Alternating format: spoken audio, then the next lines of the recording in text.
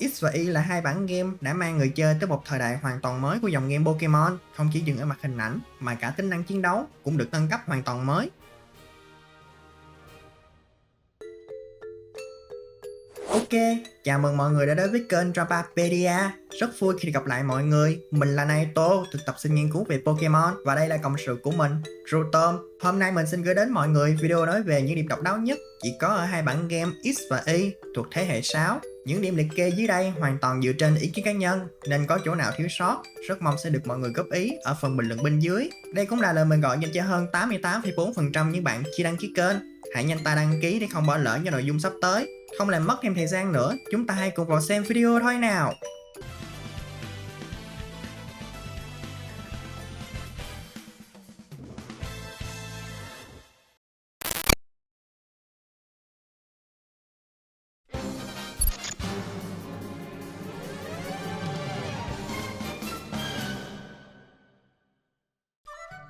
X và Y được phát hành vào ngày 8 tháng 1 năm 2013 trên thiết bị Nintendo 3DS cách đây 12 năm.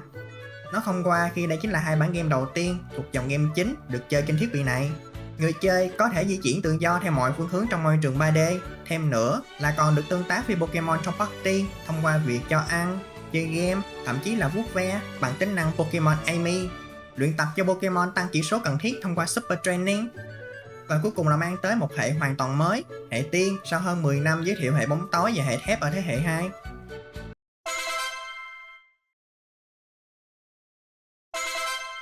Ngoài những tính năng được nâng cấp, thì khi nhắc tới XC là không thể nào không nghĩ tới ngay cơ chế có lượng fan đông đảo nhất cho tới nay, tiến hóa Mega. Cơ chế này mang tới một sinh khí mới cho dòng game Pokemon, vì khi này đã đi vào một lối mòn với cốt truyện tiến tính chiến đấu chỉ bằng đặc tính và chỉ số trong suốt hơn một thập kỷ ra mắt. Và cũng từ đây bắt đầu cho truyền thống, cứ mỗi thế hệ sẽ có một cơ chế chiến đấu, khiến fan vừa đau nước mong chờ được thấy những Pokemon mới, vừa tò mò tự hỏi liệu lần này Game Freak sẽ mang tới cơ chế độc lạ gì nữa.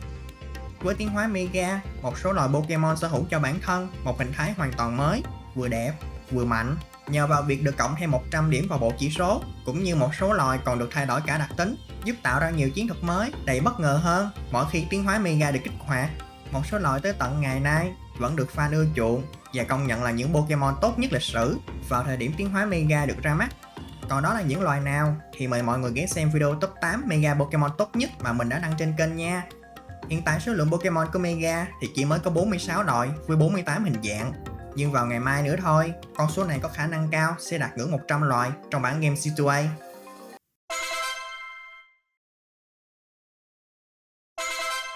Có lẽ vì dùng thời gian và công sức để chăm chút cho các thiết kế Mega nên số lượng Pokemon mới được giới thiệu trong thế hệ này được xem là ít nhất từ trước tới nay, khi chỉ có 72 loại Pokemon mới.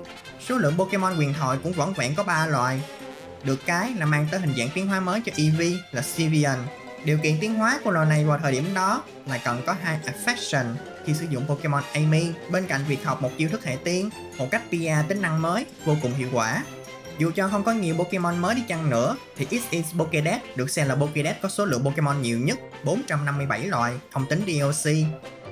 Icon hình ngũ giác trong Pokédex mang 3 màu là đỏ, trắng và xanh dương, gợi nhắc màu quốc kỳ của nước Pháp, quốc gia ngoài đời thực mà Carlos lấy ý tưởng. Số lượng Pokemon không nhiều thì số lượng chiêu thức hay đặc tính mới cũng không thể nào khá khẩm hơn, thì chỉ có 62 chiêu thức mới và 27 đặc tính mới được giới thiệu. Kèm theo đó là việc thay đổi hệ của một số Pokemon và chiêu thức sang hệ tiên. Á thần của thế hệ này cũng mang đơn hệ rồng chứ không mang song hệ như những thế hệ trước đó. Và đánh dấu lần đầu tiên song hệ lửa và nước xuất hiện với đại diện là Pokemon quyền ảo Volcanion. Hệ thường trở thành hệ phụ cũng bắt đầu từ thế hệ này, tiên phong với hai nhà là Pyro và Heliolisk. Với sự xuất hiện của nhà Noivern giúp hệ bay bắt đầu có những Pokemon mang hệ bay là hệ chính. Hơn nữa, chiến đấu với một nhóm Pokemon hoang dã Horde Encounters lần đầu tiên được áp dụng. Khi này người chơi sẽ đánh với một lúc 5 Pokemon, đó lại sẽ nhận được điểm kinh nghiệm cao hơn. Chiến đấu dưới đất đã là chuyện quá bình thường. Trong XY, người chơi còn được trải nghiệm chiến đấu trên không thông qua thể thức chiến đấu Sky Battle. Khi này, chỉ những Pokemon nào chân không chạm đất mới được sử dụng để tham gia trận đấu. Người chơi còn được thay đổi quần áo, đổi mẫu tóc với phong cách độc đáo dành riêng cho từng người chơi, thay vì chỉ sử dụng những mẫu thiết kế có sẵn của game đó giờ.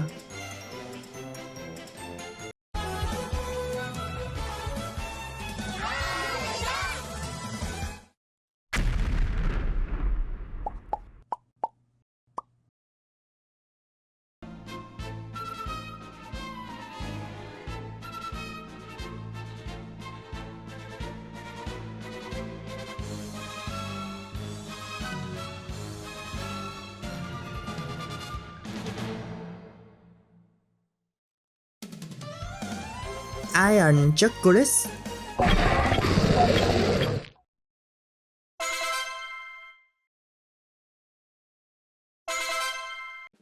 Cũng như những bản game trước, người chơi vẫn vào vai một cô cậu huấn luyện viên trẻ tuổi, trên đường đi du lịch khám phá nguyên vùng đất nơi mà họ sinh sống, kết hợp với việc thu thập 8 huy hiệu để đủ tư cách đối đầu với tứ đại thiên vương và champion của vùng đất đó.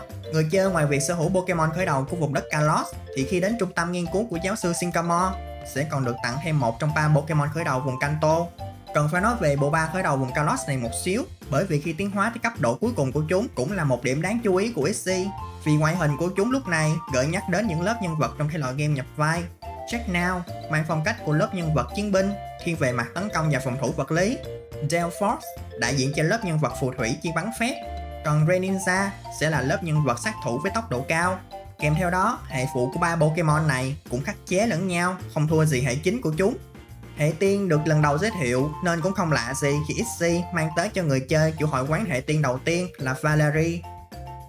Sẵn nói luôn về tứ thiên vương, không thể không nhắc tới việc thiên vương hệ lửa Malva. Cô ta không chỉ là một thiên vương mạnh mẽ mà còn là thành viên của tổ chức phản diện trong bản game này, Team Flare.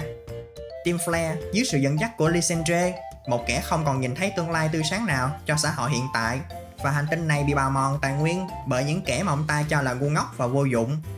Nên ông ta muốn tổ chức của mình phải thật đẹp ở ngoại hình bên ngoài và phải có thật nhiều tiền bằng cách ăn cắp và bán hóa thạch, rồi rút cạn năng lượng từ nhà máy điện Kalos, rồi đi trộm những quả bóng Pokeball ở nhà máy sản xuất. Ồ, kiếm tiền dễ dữ bấy. Nhưng có một cú twist ở đây là tất cả hành động của tổ chức này là để nhằm mục đích tái khởi động lại Ultimate Weapon, một vũ khí hủy diệt hàng loạt được AC sử dụng cách đây 3.000 năm trước. Lysandre muốn dùng thứ vũ khí này để tiêu diệt những kẻ mà hắn cho là vô dụng, trừ hắn và đám lính tay chân. Nhưng kết cục cũng như đám thủ lĩnh của các tổ chức trước, kế hoạch của hắn đã bị thất bại dưới tay một đứa trẻ chỉ mới bắt đầu hành trình chỉ trong khoảng 30 tiếng đồng hồ.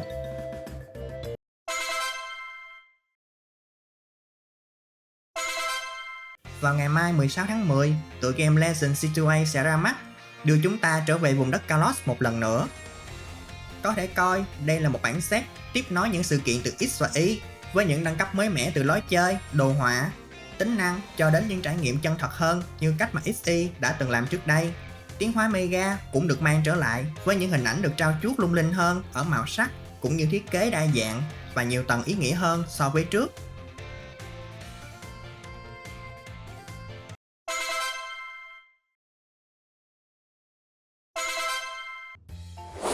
Và đó là những tổng hợp mà mình muốn gửi đến mọi người. Qua đó chúng ta thấy rằng XY là một cuộc cách mạng, đã thay đổi hoàn toàn bộ mặt của dòng game Pokemon đang trên đà thoái trào về những tình tiết lặp đi lặp lại trong cốt truyện và cách chiến đấu. Mọi người nghĩ sao về những tổng hợp này, hay mình có bỏ sót chi tiết nào không? Xin hãy comment ở phần bình luận bên dưới nha. Cũng như đừng ngần ngại chia sẻ những hiểu biết hay chiến thuật mà mọi người dùng với những Pokemon của thế hệ này. Cảm ơn mọi người đã xem hết video. Và giờ thì hẹn gặp lại lần sau. Bye.